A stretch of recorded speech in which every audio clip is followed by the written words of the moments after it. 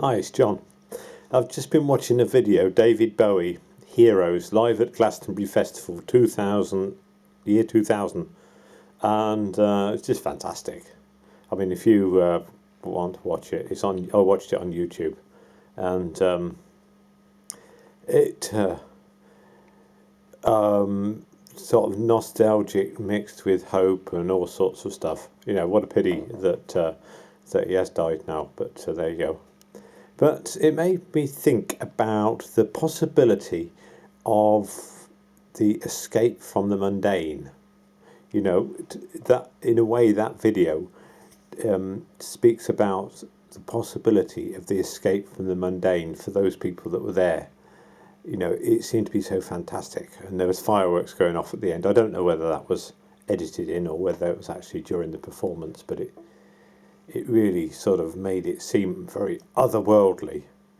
And there's a lot of things in life like that. And it could be said that human nature actually needs that possibility of the escape from the mundane. You know, we are involved in in mundane life nearly all the time. And R.S. Thomas wrote a poem, and he said, I've been very critical of it over the years, but he said, you know, it's once he thought he saw the curtains twitch.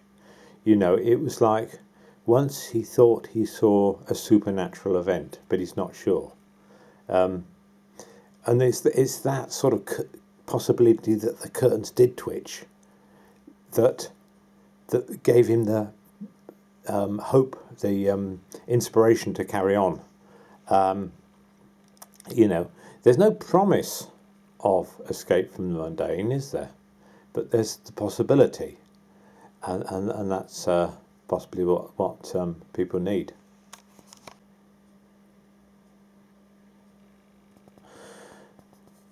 I'm quite keen on the mundane, actually. I'm not very adventurous, and you know, I don't see much point in going on holidays to places.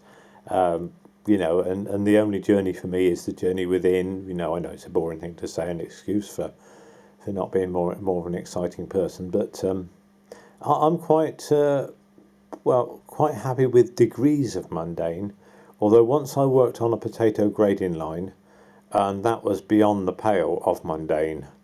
It was very noisy for a start, and noise can be very tiring.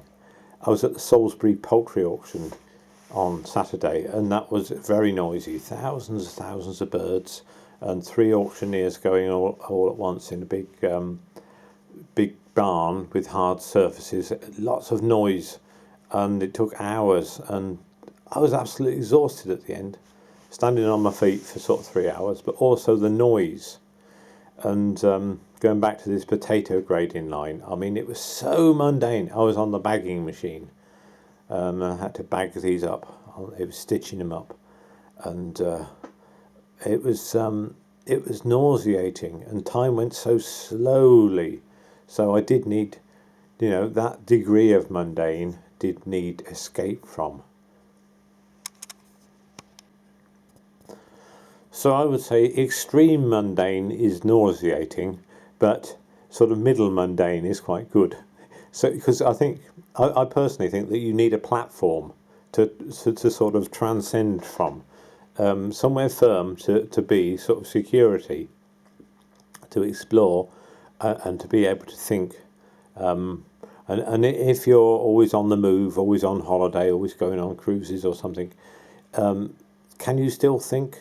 I don't know, but for me, I like a sort of platform. I like quite a bit of my own space to be able to think, to be able to transcend.